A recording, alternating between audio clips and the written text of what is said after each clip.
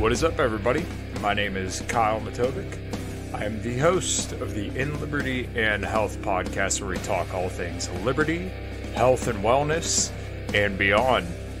My hope is to encourage and spread the message of liberty and physical and mental well-being. I hope you enjoy all the topics we talk about with our guests. We're on all major streaming platforms, so please sit back, relax, and enjoy. Man, I'm doing as good as anyone can do getting buried by his 13-year-old son on leg day. I'm not going to apologize for not being on this podcast because I got to go see Metallica. So if that's a problem, kiss my ass. Okay? All right. All right, everybody, this is In Liberty and Health. Today, we're going to talk about how you might start your training journey. I think I've probably covered this in podcasts before, but I wanted to kind of do a podcast on how you might start off with a program and what that may look like.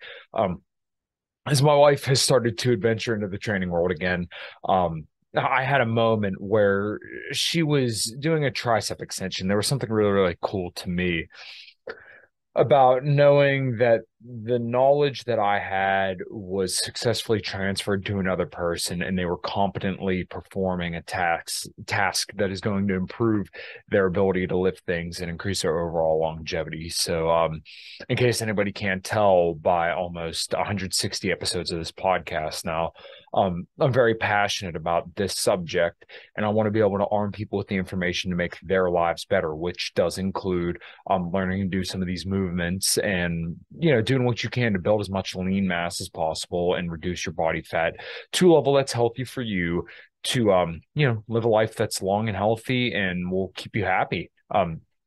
Someone had tweeted to me, they direct messaged me, because of a little tweet that I put out yesterday, and they said, how do you do with rejecting nihilism, or like what any tips for that? And my response was that you need to eat, lift a lot, and just try to be happy. I mean, I know that sounds dumb and simple, smooth brain or whatever, but I don't welcome negative thoughts very often. I mean, yeah, I get angry sometimes, and yeah, the moods kind of happen every here and there. But I heard this put this way before, and I found it very useful. Think of your mind as a house, and you can choose to welcome people into that house, or you could choose to shut the door. When negative thoughts come towards you as a guest, you can basically say, you are not welcome in my house, and reject that.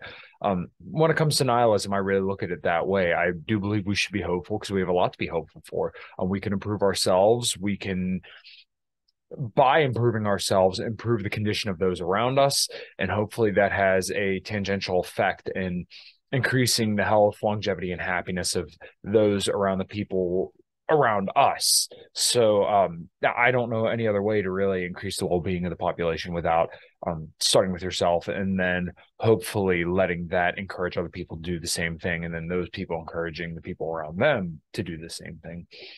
So I know it's a little bit of a tangent and not entirely relevant to the podcast today, but I just kind of wanted to put that out there.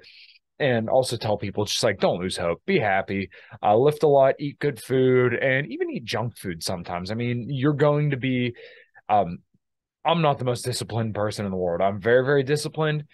But this past weekend was my wedding reception. You know what? I had wedding cake. I had cupcakes. I had a Buckeye brownie. I had all sorts of stuff. But you know what? It was a good time. And I was around people that I love and people that love me. And we were all there to enjoy each other's company, enjoy the food that was there, and enjoy some drinks. And I even played last night. And I enjoyed alcohol there with people. People bought me drinks. And yeah, I mean, it was just a good time. So I've said it a bunch, but your diet should optimize for the highest quality of life. And sometimes it's going to be eating cheesecake with people that you love, or shoving wedding cake in your wife's face, or stuff like that, So don't be such a prude. I hope I don't come off as too much of a prude. Yeah, I know that's not entirely relevant to the topic today, but we're gonna get there, I promise. So, anyways, this is probably gonna be a little bit of a shorter show, as some of my more recent solo casts have been. But let's roll over here to a share screen, and I'm going to bring up a little PDF that I wrote up. So as you can see here, there is a beginner workout, and we're just going to read through this, and I'm going to elaborate on kind of how you might do this. So it says beginner workout, 3 to 4 sets, minimal fatigue, 2 days a week. The reason why I put this here, you could do a full body session where you were to get the recommended 10 to 20 sets per body part per week, and you could do that all in one day. But could you imagine how sore, how awful that would be to do 10 sets of, let's say, a trap bar deadlift at relatively decent effort? You would be destroyed. So the reason why you sometimes may want to spread out your workouts through, maybe a 2-day split, a 3-day split, or whatever, is to try and reduce the amount of overall fatigue that you accumulate, because the greater the fatigue and the greater exposure to fatigue and the greater time under fatigue is going to increase your likelihood of injury. So if you spend less time fatigued, then you can get more effective training in and not be sore. Because let's face it, I mean, as much as it's cool to like feel sore because you got a good workout in, being sore all the fucking time sucks. I mean, as somebody who's been training for over 10 years now, yes, being sore does really suck. Last week was the week that I, like my first week, really hard training after taking a week off for my wedding and honeymoon. And yeah, my hamstrings were sore like the entire week because I really fucking hit hard. So, yeah, it sucked. You don't want to do that. So anyways, this beginner workout is going to look like 3 to 4 sets of each exercise, 2 days a week. And you would start off with, let's say, like a trap bar deadlift, because that's a pretty good whole body exercise.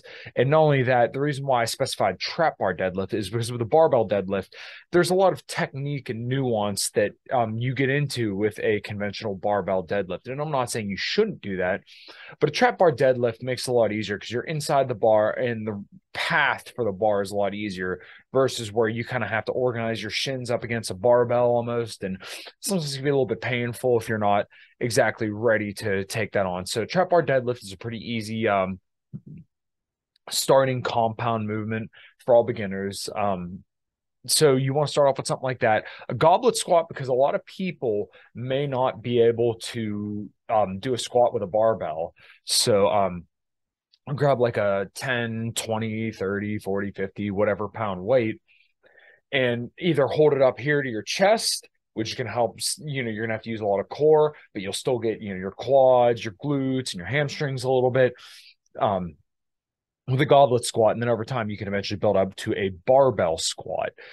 Flat or incline bench or dumbbell press, that's going to be to get your chest, triceps, and even a little bit of your lats and, the stabilizing muscles and front deltoids for your chest movement. And that's like an upper body push. That's going to be very foundational to, pretty much all movements. Anytime you're pushing something, you're using your chest and triceps and a little bit of your deltoids. You're going to do biceps and bicep curls and tricep extensions. There's a bunch of different ways. So you could do dumbbell bicep curls. You could do barbell bicep curls. The straight bar, easy bar, whatever is most comfortable for you, or you can even do like single arm cable curls. But you want to learn to do bicep and tricep extensions, because that's the basis of all function of pushing and pulling, just at the elbow level. You're going to want to do a overhead press with a dumbbell or barbell. The barbell may be a little bit easier because you're going to be stabilizing a lot easier. You don't have to worry about one arm being stronger than the other, but you could do a dumbbell as well. And then do a set of like lat pull downs or cable rows. And ideally, when you do this 2 days a week, you would do lat pull downs. Let's say if you're doing Tuesday and Thursday, you do lat pull downs to hit this specific part of your back, the wings, and then do the cable rows on Thursday, so that way you get the mid back. So you're going to change it up so that way you expose your entire back to hypertrophy stimulus. And then standing calf raises, because everybody wants bigger legs and your calves are a part of your legs. So like I said, you want to keep this to minimal fatigue, because since you're just beginning, you're going to grow pretty substantially just because it's such a novel stimulus. So as long as you're doing all of these lifts, it's going to pretty much hit every single muscle in your body. And you want to keep it separated by about a day or two, so that way you can recover sufficiently. And also, if you do the workouts back to back, your muscles are still primed about 24 hours after you perform the exercise. So you want to give it a little bit of time so that way you can maximize the stimulus that you're giving yourself. And I also outlined here, and this is going to apply to the next workout that we cover, try to focus on a 2-second lowering of the weight and a 1-second back up. Keep workouts separated by a day minimum. So you could really do this like Monday, Friday. You could do it Monday, Wednesday. You just want to try to keep it separated by a day because, just like I said, you're going to want to try to separate the stimulus a little bit so that way you can maximize your overall potential and exposure to time under tension and growth.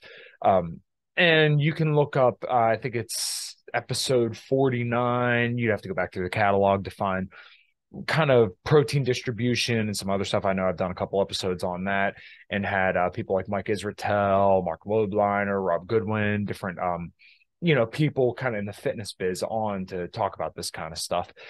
I also did a push-pull legs split in that same episode that I was referring to, episode number 49, if I remember correctly, where I kind of laid out a split. So like I said, just with this workout, you're going to want to vary it up too. So if you do like a barbell curl on Tuesday or the first day of your training day week, then you're want to do maybe a dumbbell curl the next day, just so that way you're kind of changing it up. If you do the same thing, then you're going to get bored. And also you want to kind of keep a different exposure and make sure you're bringing up all the muscles together. And when you change up the exercise, you may hit something differently that's going to trigger maybe different stabilizers. You can do stuff seated so that way you can hit the muscle a little bit better and isolate that.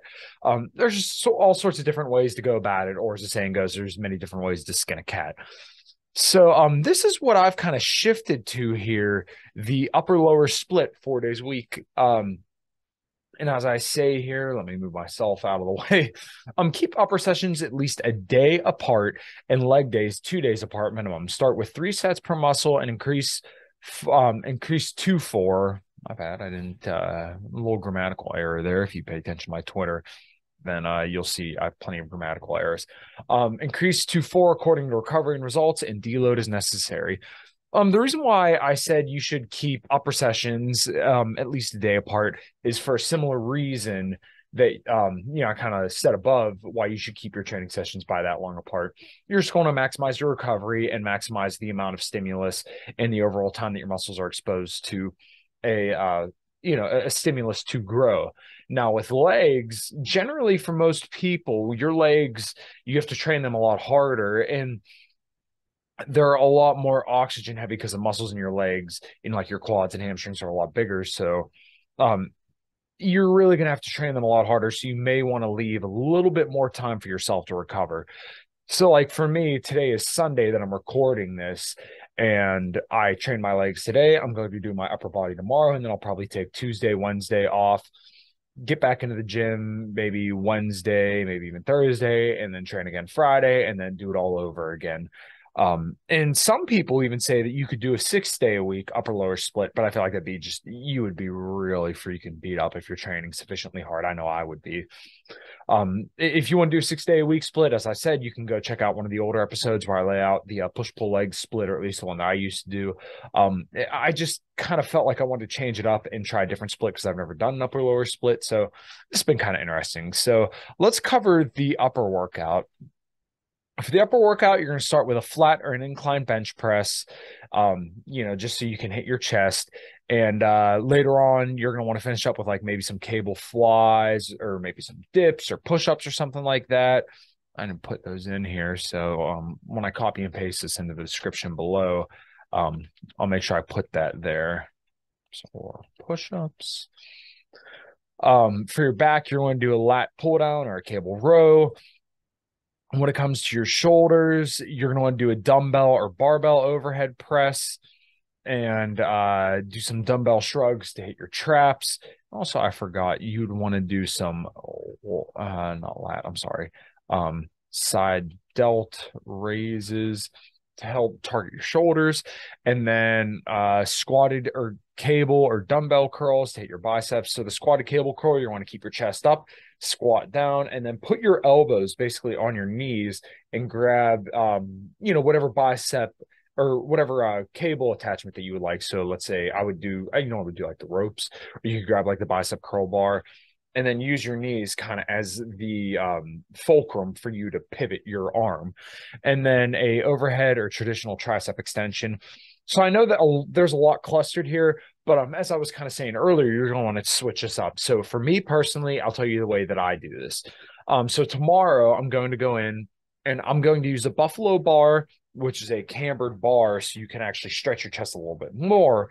I'm going to start off with a buffalo bar flat bench press, and I actually change this up between incline and flat.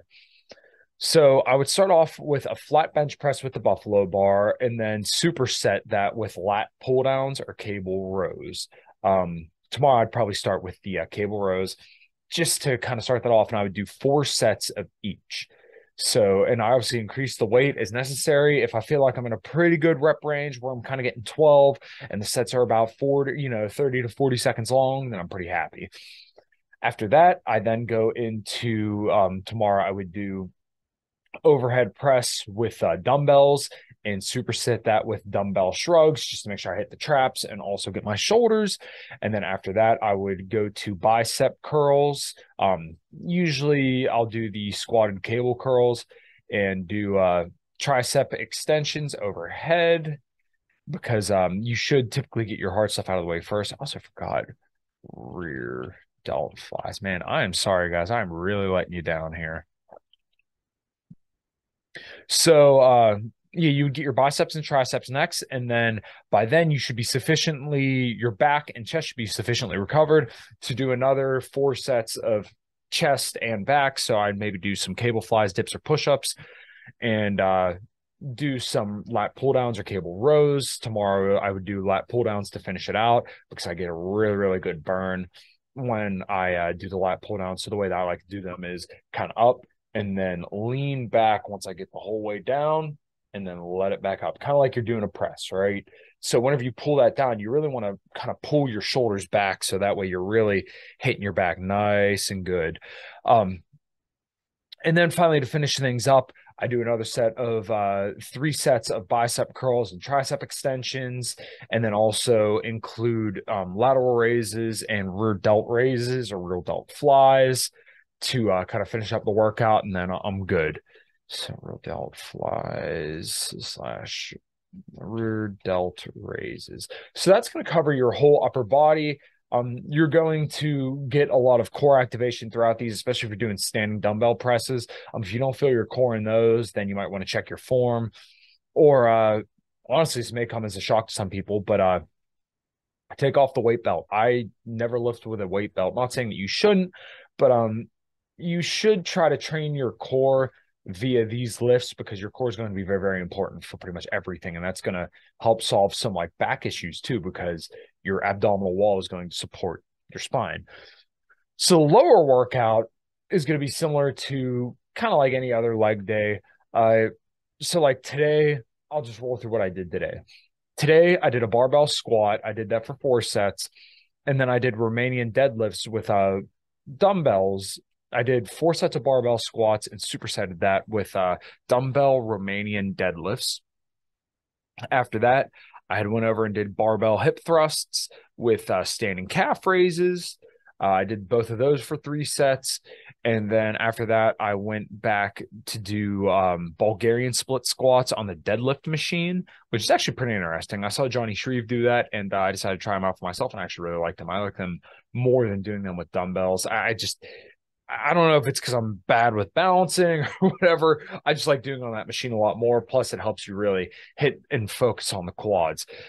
And then I would superset that with some lying leg curls. And then after that, I go do some cable pull throughs and seated calf raises. So that's like day 1 of my lower split. Day 2, I start off with leg presses and go over to do seated leg curls. Then I go over to do standing tricep extension, or not standing tricep extensions. Geez, I'm sorry. Standing calf raises and cable pull throughs. And then after that, I go over to do leg extensions, and I may do some reverse split squats. Normally, I'll grab like the barbells off the rack and just do those real nice and slow and controlled. You can really feel the hamstring stretch when you're doing those. You'll get a little bit of quad, but just make sure you take a little bit of time between doing that and the leg extensions. You should be good. After that, I may do some step ups or something to hit the glutes and some seated calf raises, or just standing one-legged calf raises.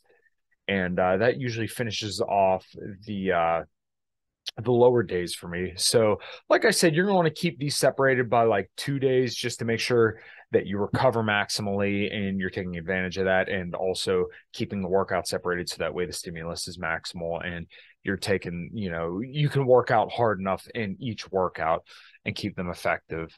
So let me close this out here. And I've also did podcasts on how you should distribute protein and what that may look like. You can see I'm wearing my Tiger Fitness hat here, so make sure you head over to tigerfitness.com in the link below to get all your protein, branched chain amino acids, pump pre-workouts, stim pre-workouts, fat burners, you name it. You can literally find everything there, and that is where I buy all my supplements through. I highly recommend you guys check that out. They also have the outright bars, the fit butters, where I like those things a lot. But yeah, I just want to put this out here to kind of give people some information about, if they just don't know what to do, about how to start their workout program. Another thing that I also want to put out there is that you should actually kind of have active days off. So like, I walk my dogs every single day, or at least I try to. Right now it's pretty cold in Pennsylvania. I don't want to fuck their paws up. So like right now it is 26 degrees outside. It's gonna be pretty cold. Right now the sun's shining, so I may go take them for a walk. Just in the mornings when it's absolutely freezing cold and the grass is frozen. I don't feel like being out in the cold, walking the dogs. And like I said, I don't think they want to be out there either. The recombinant bikes, so something like that, a treadmill, anything to get blood all throughout your body will actually increase your recovery abilities. So despite what people may say, if you absolutely murder yourself doing cardio, like you're doing hours of cardio every single day, yeah, you're probably going to inhibit your recovery and probably lose some muscle. But if you're just doing like low intensity, steady state cardio, or even some more moderate stuff, you're not going to inhibit your recovery. If you watch my podcast with Bill Campbell, we kind of actually talked about that a little bit, because I used to be under the impression that you would absolutely destroy your gains if you do cardio, but I don't believe that to be the case. If you're in a severe calorie deficit and you're not getting sufficient protein and you're overdoing the cardio, then more than likely, yeah, you're going to impede your gains, and you're also going to inhibit your ability to take advantage of your training. But if you keep your cardio separated from your weight training sessions by like at least 6 hours, which is what I believe the bulk of the research says, then you generally will be good. And it's a good idea to kind of keep cardio in your regimen. So like now every single morning, I'll try to walk at least 15 minutes to maybe even 45 minutes on the treadmill before I head into work, just so that way I get, the blood flowing. And then, like I said, I do my workouts usually at night. If I could do them in the morning, oh my God, I would love that. I would love every single morning to get up and make a nice carbohydrate rich meal, and then go to the gym, hit it nice and hard, and then, come up here to do something like this, talk to all you lovely people and the people that I get to podcast with. But unfortunately, I'm still turning wrenches. The hands are still rough as all could be. So yeah, I hope this podcast was helpful. You guys all know where to find me. Make sure you also check out the other show sponsor, Element. The podcast this week with Alan Flanagan, that's going to ruffle some feathers, but I'm totally okay with that. Yeah, you guys know where to find me. Kyle Matovcik on Twitter, KYLEMATOVCIK. Kyle Matovcik on Facebook. Check out A Common Crown. Like I said, go to the links below to get your hydration from Element and all your protein, BCAAs, you name it, from Tiger Fitness. And feel free to reach out. There's going to be plenty of cool podcasts coming up, and I'm really looking forward to the future of the podcast and everything else I got going on. Yeah. Thank you guys for listening. Make sure you like, subscribe, and share, and leave me some good reviews. It really means a lot. And I appreciate all the reviews that I've already gotten on Apple. I would like to see that on Spotify as well. So if you guys can help me out, I'd really appreciate it. All right, guys. Thanks. Take care.